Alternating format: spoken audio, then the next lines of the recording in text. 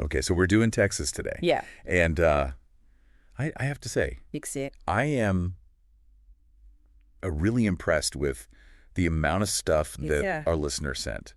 I mean, they were not messing around when they said they wanted a deep dive. No, they weren't. I've got excerpts here from something called Pasted Text.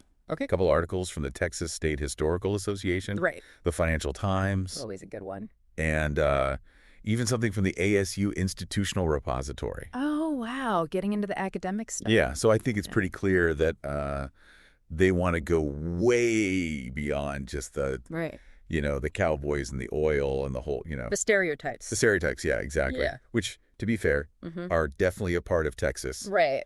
But there's just so much more. Oh, so much more. Yeah. And even just getting ready for this, I was like, wait a minute. Yeah. Texas was like its own country. It was. For a while. Yeah, the Republic of Texas. Oh, right. A republic. Yeah. Wild. It's wild. And then you look at what's happening with the demographics. Yeah. It's like the whole U.S. fast-forwarded. Yeah, it really is a fascinating look at what might be coming for the rest of the country. Yeah, and it's happening like NOW. It is.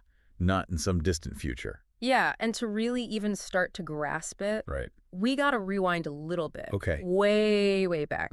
Because one thing that gets lost is that Texas wasn't just this empty land before Europeans showed up. Yeah. There were people here, indigenous peoples, for thousands of years. Oh. Okay. Yeah, and that history is still so important for understanding Texas today. So we're talking about I mean, obviously we can't cover thousands of years in Right. 5 minutes. But we can at least acknowledge that depth of history, and how it shapes the cultural landscape. Yeah, okay, so then from there, you've got the Spanish exploration starting in the 1500s. That's right, yeah. Then you've got Mexican rule for a while. The whole Texas Revolution thing. Yeah, which is an interesting story in itself. Yeah. Winning independence from Mexico. Right. Becoming a republic. Republic. It's, that forged this whole spirit of self-reliance that you still see, even today. Yeah, makes sense. But then becoming part of the U.S. in 1845, that's a big turning point. Yeah. It fueled westward expansion, obviously. Right. But it also played a role in the tensions that led to the Civil War. Oh, wow. Yeah. Okay, so we've got the history down. Right, we've sped through a few centuries there. A few centuries, but it's important context. It is. Because if you don't understand the past, you're really going to miss a lot of what's happening today. Yeah. And what's happening today is people, lots of people. Texas is booming. Yeah, and the demographics are changing so fast. Yeah, and that's one of the things that makes it so fascinating. Right. Because by 2020, Hispanics made up almost 50% of Texans 18 and under.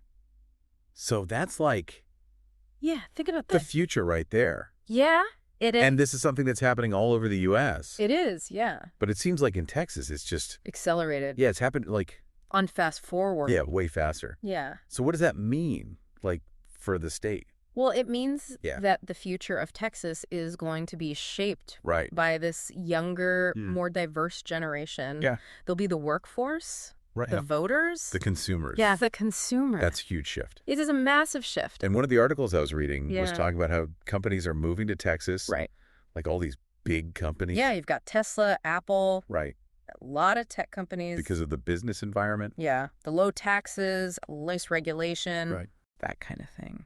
But if the population is changing like this, will that still be what people want? That's the big question. Right. Texas has always prided itself on that kind of hands-off approach. Yes, small government. Right. But a younger generation, they might have different priorities. Yeah. Education, infrastructure. Social services. Things like that. Right. So how Texas adapts all of this is really going to determine. It will. It'll determine its future. Okay. So then there's the economy. Right. Which everyone thinks. Oil. Cowboys. And to be fair, oil and gas are still big. Right. They are. But is it still all about that? No, not at all. Okay. Texas has been quietly diversifying. Oh, interesting. Yeah. You look at Houston, it's becoming a big player in healthcare. Wow. And renewable energy. Okay.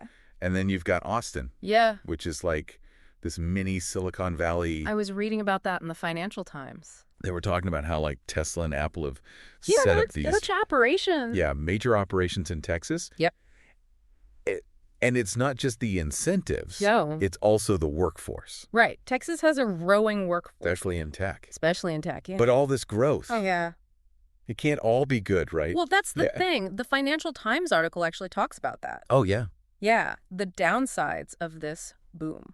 Okay. You know, there's a strain on infrastructure, right. roads, housing. Yeah. And it's driving up the cost of living. Yeah. So it's pricing out some of the longtime residents. Yeah, that's always the it's a downside of growth. It is, you know, and it's a challenge that cities all over the world are facing, how you manage that rapid growth. Yeah. It's tough. So it seems like Texas is trying to walk this tightrope. They are. Of like attracting all these businesses and this investment, but also managing it. Yeah. So that it benefits everyone. Right. That's the key. Not just the newcomers. Right, yeah. And that's where sustainable development comes in. Okay. You know, investing in infrastructure, affordable housing, education, workforce training, making sure that everyone has the opportunity to benefit from this growth. Okay. It's a tough balance, but it's a really important lesson. Yeah, for everybody. Yeah. So we've talked about the history, the demographics, the economy, but like, what about the soul of Texas? Yeah, like what makes Texas, Texas? Right. You know, we can't ignore the whole like cowboy thing, the wide open spaces, the, you know, go big or go home. That's definitely part of it. But it's got to be more than that. Yeah. Right? It is. So what is it? Well, Texas is really this incredible cultural tapestry, you know, woven from indigenous heritage, Spanish, Mexican influences, Anglo-American settlement, and then waves of migration from all over the world. So it's like all of that mixed together. It is, yeah. And you see it. You do. In the music. Absolutely. Right? Like you've got country, you've got Tejano, blues, all mixed together. Blending together. And the food. Oh, the food. Tex-Mex. Right. Like its own category. Yeah, it's amazing. A fusion of flavors. That reflects the state's history. I love it. Yeah. So it's like that cultural blend is in everything. It is in everything.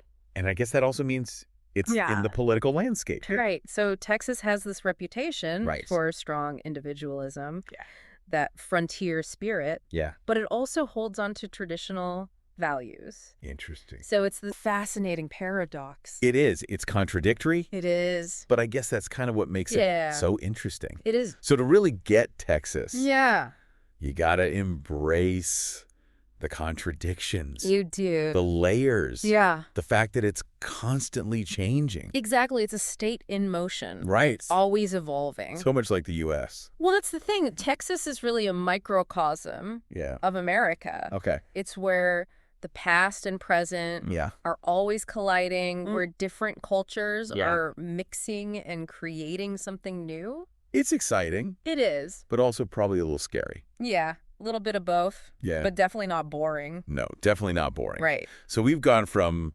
ancient settlements to like tech giants. Right. Tech giants. Yeah. Demographic shifts. Yeah. To like the soul of Texas. We've covered a lot of ground. We have. But I think the takeaway here is that Texas is anything but simple. No, it's complicated. It is. And messy. Yeah. And exciting. And fascinating. And a little bit terrifying. Yeah, all of that. But it's definitely a place to watch. It is. Because what happens in Texas doesn't stay in Texas. No, it ripples out to the rest of the country. So trends that we're seeing now could be what we're seeing in the whole U.S. The whole U.S. in a few years. Wow, that's a lot to think about. It is. Well, thank you for taking this deep dive with us. My pleasure. And to our listener, who I think deserves a prize. Yeah, for all that research. I hope this has given them a new appreciation for Texas. Keep exploring. Keep learning. And until next time. Happy trails. Happy trails.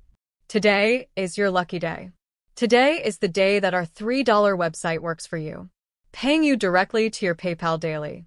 Imagine $3 ongoing continuous payments to your PayPal account. Imagine falling asleep and waking up to $300 in your PayPal account. How would this make you feel? How could this help you? What bills could you pay? What kind of fun could you have? What does that retirement look like now? All for a one-time payment of $3. This website is DFY done for you, fully built and completely hosted, and never stops collecting payments for you. You have spent $3 on coffee on a regular, but that coffee won't help you create multiple streams of income. Click the link below.